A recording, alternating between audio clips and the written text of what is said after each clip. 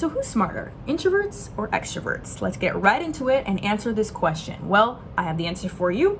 The answer is that one is actually not smarter than the other. Both are equally just as smart. I know, right?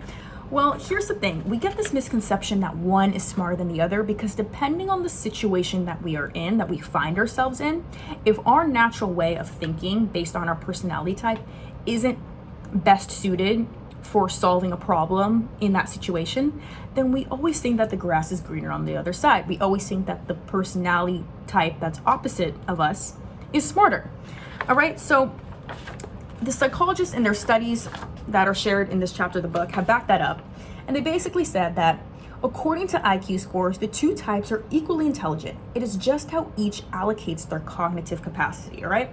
So yeah, basically we're both smart, but depending on the situation that we find ourselves in, one personality type's way of thinking could be of more benefit than the other personality types, or types, I should say, sorry. All right, so here's the first point I made. Extroverts appear to allocate most of their cognitive capacity to the goal at hand, while introverts use up capacity by monitoring how the task is going. Yes, we're constantly reflecting, constantly thinking and thinking and thinking. And because how we monitor how the task is going is by research and kind of reflecting on if we like the place that we are in, right? So we're not really talking about math types of problems or like straightforward problem solving. Let's talk more about like grand scheme of life where, should I go through with this job or not? Should I make this person my boyfriend? Should I end this friendship? You know, more lifestyle types of problem solving. We really, it says, according to psychologists, that introverts, because I'm an introvert, we really excel at insightful problem solving because we think carefully about things. So yes, insightful, things that are of grand scale, right? Where really there's a lot of answers and a lot of different perspectives at play. And so because we're big thinkers, we're researching a lot, right? And we like to get insights from people of all walks of life who have been through the same situation that we find ourselves in, that we find ourselves going through, in order to really be confident in this decision that we have to make, right? Because we say, okay, well, I'm going to see how Betsy from, this background handled this situation. And if she's at a level of success now that I want to be at, then I'm going to be confident knowing that this is the right course of action to take. But wait, that's not enough to convince me. I still need to look at Bob from Louisiana who has this background and see if, his way of going, his different way of, going about with the same situation I find myself in still made him successful based in my eyes and how I view success. So we're very calculative and slow in moving about decisions, or slow in, proceeding before we make a decision, because we really want to make sure that we are making the right decision, what we think is right according to us.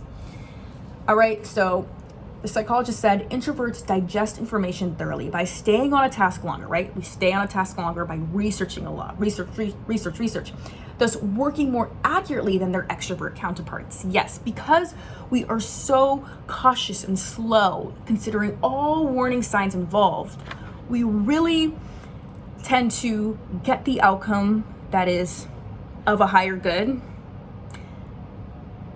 more often than extroverts do, because we are slow and because we consider everything, all the factors going into it, right? So they're constantly reflecting and seeing how they like the position they are in based on decisions they have made, and if not, they assess what needs to be changed. Yeah, that's kind of what I said. So we are committed to analysis in order to be sure of ourselves and make the right decision, so we tend to give up less easily. Yes, so we never think a problem is too hard, right? We always think away. And because we love the research part of solving problems, we don't give up, because that's what we like about problems, right? We like that there are complexities involved, and we like to consider everything because it feeds our research-driven nature, okay?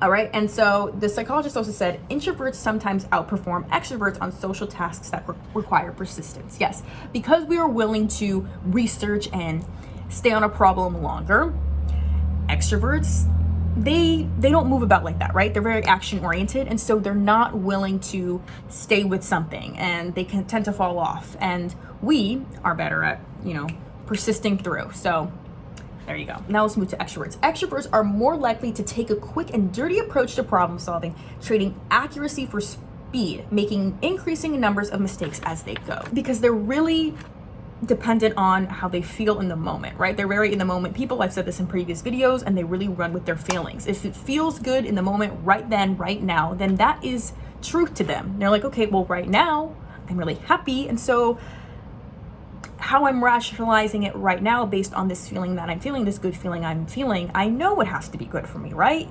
I can only see in the now. I can't really project past the present and into the future of, the what ifs, because I'm just focusing on what is. And what is that I'm happy right now, so I'm gonna go ahead and gamble. I'm gonna go ahead and hook up with this person. They make very impulsive decisions because they run on their feelings, and they depend on their feelings, I tend to notice, as a basis for rationalizing things. The good thing about extroverts in this way of thinking is that they're better at handling information overload, right? Where an introvert, they can get really overwhelmed with so much stimuli involved, right?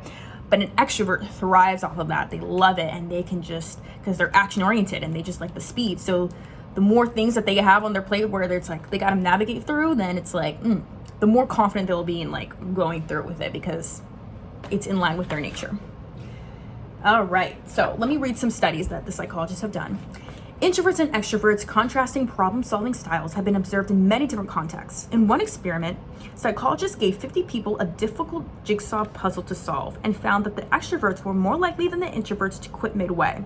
In another, Professor Richard Howard gave introverts and extroverts a complicated series of printed mazes and found not only that the introverts tended to solve more mazes correctly, but also that they spent a much greater percentage of their allocated time inspecting the maze before entering it. A similar thing happened when groups of introverts and extroverts were given the Raven Standard Progressive Matrices, I don't even know, an intelligence test that consists of 5 sets of problems of increasing difficulty. The extroverts tended to do better on the first 2 sets, presumably because of their ability to orient quickly to their goal. But on the 3 more difficult sets, where persistence pays, the introverts significantly outperformed them. By the final, most complicated set, the extroverts were much more likely than the introverts to abandon the task altogether. See, there you go. Now that we know that one isn't really smarter than the other, right? We're both equally as smart. How do we find a balance between action and reflection, right? Because you can't be too reflective and you can't be too action oriented. We need a nice, happy medium, okay? So I would say to know your values. And I have a video on this, how to be indecision, and it really is knowing your values. For extroverts, really know and do things that actually are meaningful to you, all right? Don't just rely on this buzz, right? Because a buzz is what is defined in this book as like this exciting, fleeting feeling, right? These fleeting like bursts of energy and like happy emotions, but obviously they're not good to depend on because they're fleeting, right? So how do we find that balance? How can extroverts kind of be more reflective? Well, the book suggests training yourself to spend energy on what's truly meaningful to you instead of on activities that look like they'll deliver a quick buzz of money or status or excitement. Teach yourself to pause and reflect when warning signs appear and things aren't going as you'd hope. Yes. So I have this self-analysis questionnaire that will help you be more reflective, right? And this is from Napoleon Hill's Think and Grow Rich book. It's at the end of the book, from what I remember, yeah. And the questions really are good, okay? So, have I attained the goal which I established as my objective for the year? Have I delivered service for the best possible quality of which I was capable of? Could I have improved any part of the service? Have I delivered service in the greatest possible quantity of which I was capable? Has the spirit of my conduct been harmonious and cooperative at all times? Have I permitted the habit of procrastination to decrease my efficiency, and if so, to what extent? Have I improved my personality, and if so, in what ways? Have I been persistent in following my plans through to completion? Have I reached decisions promptly and definitely on all occasions? Have I permitted any one or more of the 6 basic fears to decrease my efficiency? Poverty, criticism, ill health, loss of love of someone, old age, death. Have I been either overcautious or undercautious? For extroverts, undercautious, right? Has my relationship with my associates and work been pleasant or unpleasant? If it has been unpleasant, has the fault been partly or wholly mine? In what ways have I improved my ability to render service? Have I been intemperate in any of my habits? Okay, so I don't want to read all of them, but these are, look up self-analysis questionnaire for personal inventory by Napoleon Hill from Think and Grow Rich, and you're going to find it, right? There's whole 27. It's a really good exercise to get you reflecting.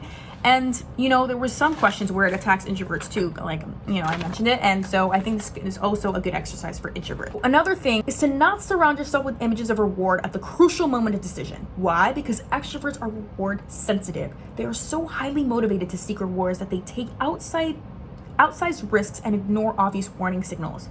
They aren't good at regulating feelings of desire and excitement, right? Because they run with their feelings. They can't regulate it. They can't shut it down. So they get caught up in the anticipation of a reward, whether it is justified or imaginary, that it excites the dopamine-driven networks and makes them act more rationally. Yes, okay? So, how do you not get into that temptation? Knowing your values. When you know what you value, for introverts and extroverts, hear me out then, that is the foundation. That is the blueprint to make all your decisions easier, right? She kind of said the same thing for introverts. Stay true to your nature and stick to your gut, all right? If you don't trust your gut, trust your values. So, like I said, knowing your values will stop indecision in its tracks because it is a blueprint, a template, a foundation on which to base everything in your life.